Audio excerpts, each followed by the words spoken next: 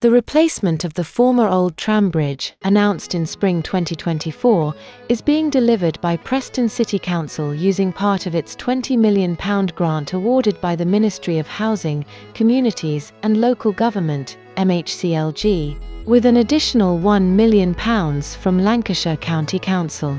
The former Tram Bridge was demolished last year in 2024 after 5 years of closure when it was declared unsafe and closed to the public in February 2019.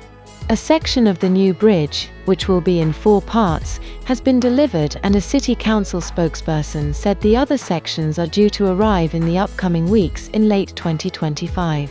The project continues to move at pace and is already completing the first in River Pier and the 2 land abutments.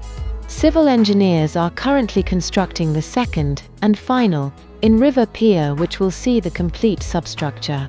The steel superstructure of the bridge is currently being fabricated off-site, ready to be installed later this year.